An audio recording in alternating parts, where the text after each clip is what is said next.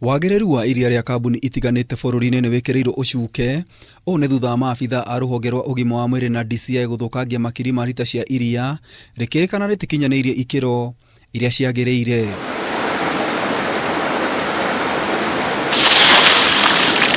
Ũndũ ũno wakĩhana igũtha inene kũrĩ Akenya arĩa ihinda rĩrĩ makũrĩirwo maitho nĩ mũrimũ wa COVID-19 na ũrĩa ũragũmĩra mũno andũ arĩa matarĩ na riri mwega wa mĩĩrĩ.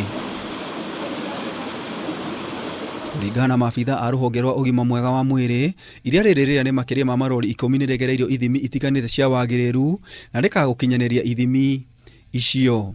This milk was seized by the DCI, the Directorate of Criminal Investigation, on suspicion of being contaminated. On submission of various samples to the laboratory, it was found that it does not meet various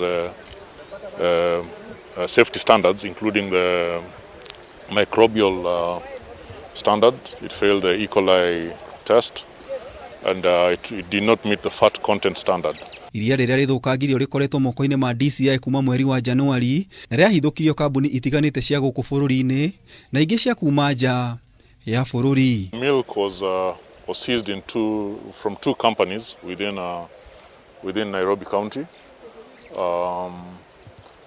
They did not meet the requisite standards, and the DCI seized the milk. After seizing the milk, the DCI engaged the Ministry of Health to carry out analysis of the milk. No ene kambuni ici arĩa matanetikira kwaria mbere ya kamera nĩ macakaite ũthũkangia ũyũ wa iria rĩa mamirioni ma mbeca gũkũ makiuga nĩ njama ya kĩbiashara.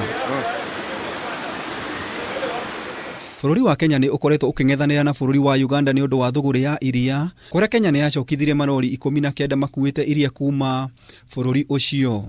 Mabithaa a Kenya moigire ikinya rĩu rĩoirwo tondũ kambuni iria ithondekaga na kwendia iria rĩu matirĩhaga igoti, koguo kwendia raithi bũrũri-inĩ na gũtiga arĩmi a Kenya hatĩka-inĩ ya kwendia iria rĩao hathara.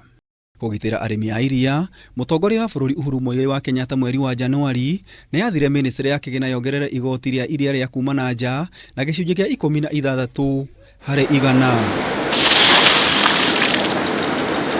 Ngĩribotera Kameme TV, Njeta Gĩtaũ wa Wanjikũ.